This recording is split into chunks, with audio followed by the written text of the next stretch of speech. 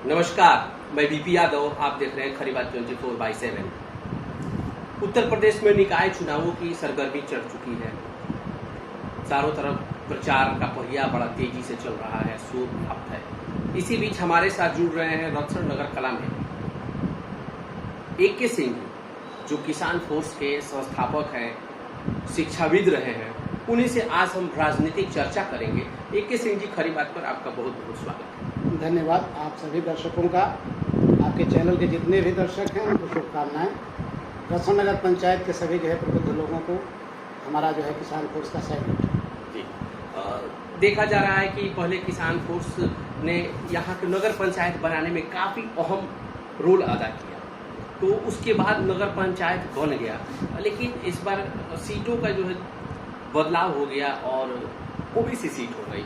इसको आप किस रूप में देखते हैं? देखिए, ऐसा है कि सबसे का तब उद्भव हुआ जबकि आंदोलन दिल्ली में चल रहा था। किस संबंध में? इस संबंध में चल रहा था, हमारे MSP के लिए जो लड़ाई चल रही थी कि MSP पर कानूनी गारंटी दी जाए स्वामीनाथन आयोग के आधार, उसको लेकर के जन्म हुआ किसान फोर्स का संगठन का। सामाजिक संगठन है, लेकिन इसको लेकर के जब हम लोग यहाँ आए, जब वापसी बिल हुई, तब ले आकर के अपने यहाँ रक्षण नगर पंचायत में मैंने एक संगठन तैयार किया। संगठन तैयार करके और बुनियादी चीज़ों को लेकर चला, जनहित के मुद्दों को लेकर के चला।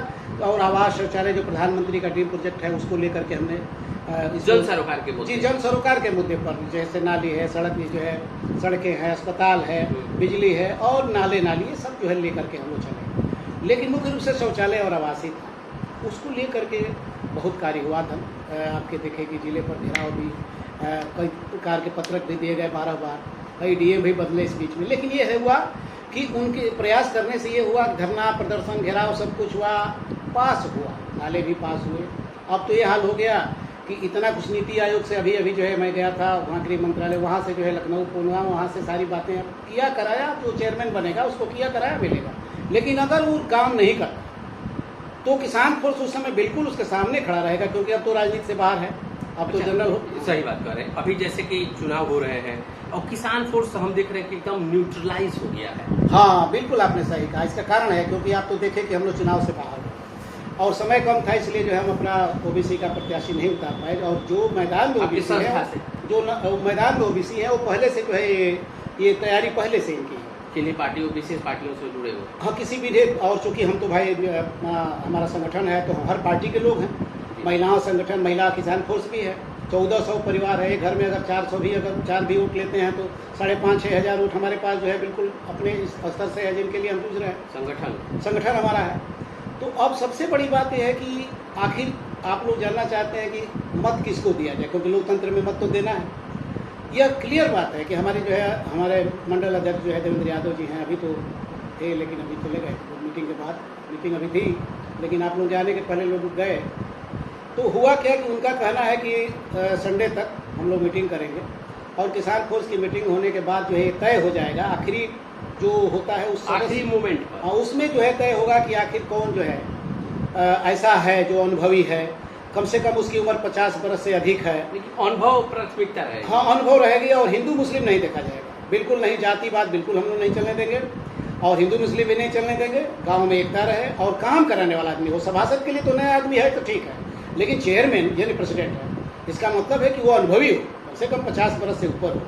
इस तरह के लोगों को हम लोग देखेंगे, वो चाहे हिंदू हो चाहे मुसलमान। अच्छा, जैसे कि इस तरह की राजनीति जो देखी जा रही है, जहाँ तक मैंने महसूस किया है कि राजनीति कई मुद्दों पे भटक रही है। एक कि हम किसी विशेष नेता के चेहरे पे चुनाव लड़ रहे हैं, दूसरी कि हम विशेष जाति से चुनाव लड़ रहे हैं, तीसरी हम विशेष धर्म से चुनाव लड़ रहे हैं। तो जो किसान फोर्स का रुझान है या फिर आपका AK सिंह का, आप शिक्षाविद रहे हैं, तो आपका नज़र में किसी प्राथमिकता देख करके अपने क्षेत्र से अध्यक्ष पद के लिए चुना जाना चाहिए? हमको सिर्फ काम चाहिए, विकास चाहिए। विकास की बात जो करेगा, और जब तक आज तक देखेंगे हम लोग कि कौन विकास, हम तो यही देख रहे हैं कि भाई पैसे का लोभ है। ये बताइए कि आपको सेवा करना चाहते हैं, पहली बात, क्या अपने पैसे लगा करके बलिया जाएंगे? क्या बिना कमीशन काम करेंगे? अगर बिना कमीशन काम करेंगे, केवल साइन करना है चेयरमैन को, बिना कमीशन वो काम करेगा? तो अगर बिना कमीशन अगर काम करता है तो सामने आएगा और कहेगा सबके सामने कि भाई हम बिना कमीशन काम करेंगे, और काम करने में कोई भी आदमी जाएगा, कोताही नहीं बरतेगा, तो उसके लिए हम चलने को लिए तैयार। लेकिन ये कोई चाहेगा कि पार्टी में हम विलय कर जाए, तो वो हमारे संगठन को मंजूर नहीं है, क्योंकि इसमें जो है पार्टी को विलय नहीं करेंगे। नंबर 2, इसमें ये देखने को सबसे बड़ी बात मिल रही है कि दारू वारू पी करके, दारू पिलाकर, पैसे बांट करके लोग जो है समझिए कि अपना चाहते हैं कि चुनाव जीत जाए, तो फिर ये भाई शरीफ आदमी कहाँ जाएगा। तो ऐसे लोग आए जो कि इससे दूर हों, दारूबाजों से दूर हों और ये दंगाइयों से दूर हों, जो दंगा कराते हैं उनसे दूर हों, जो सांप्रदायिकता फैला रहे हों, जो जाति में बांट रहे हों, ये सब नहीं चले। हम लोग का नारा जो एक है, जय जवान जय किसान, और हमारा श्री राम खेतों में, हमारा श्री राम मंदिरों में नहीं बसता है, इसको ध्यान में रखें। हमारा श्री राम जो है खेत खलिहानों में, जब हंसेंगे खेत खलिहान वहीं बसेंगे जय सिया राम। दोनों में कितना अंतर है? एक मंदिर में बस रहा है श्री राम, और एक श्री राम जो है खेत खलिहानों में मजदूरों को, किसानों के बीच रहा है, जो कि दुनिया को खाना खिला रहा है, दे रहा है और थाली में खाना परोस रहा है। वो हमको चाहिए, इसलिए जो है हम बटने नहीं देंगे और ये जो है चलने नहीं देंगे कि सियासत की यहाँ पर कोई जो है मजहब और जाति का खेल करके और आरक्षण की जो है सारी प्रॉपर्टी को और भ्रष्टाचार फैला करके और सारी यहाँ की बजट को जो है लूट ले, वो नहीं चलने देगा। आंदोलन छवि देखेंगे, छवि देखेंगे हम, छवि वो कैसी है और बेहतर की अनुभवी, ये विशेष रूप से होगा, क्योंकि अब तो उन्हीं में से चुनना है। तो अब कहाँ से लाएंगे बाहर से? चुनना जब इसी में से है तो कहाँ से लाएंगे बाहर से? तो बाहर से जब नहीं लाएंगे तो इन्हीं में से देखेंगे कि फिर इनमें से अनुभवी कौन, तो वही देखना है जी। अच्छा, जिस तरह की अभी आपने कहा कि जाति धर्म की बात या फिर दारू बांटने की बात, तो जिस तरह से राजनीति करवट ले रही है, अगर ऐसे ही चला तो फिर आने वाले समय में क्या? लोकतंत्र के लिए घातक है सर, ये लोकतंत्र के लिए घातक है। इसमें देखिए चेहरा बना लेते हैं आप, छोटी सी बात देखिए, कोई भी जाति जो है के आड़ में हम बोलेंगे कि माफिया पर हम पनिशमेंट देते हैं, तो माफिया पर पनिशमेंट होना चाहिए जहाँ की जज बदल जा रहे हैं, जहाँ की डर के मारे गवाह कोई नहीं दे रहा है, और लोग उसको एक विशेष जाति का जैसे वो समर्थन दे रहा है, बस उस जाति के आड़ में बच जाता है।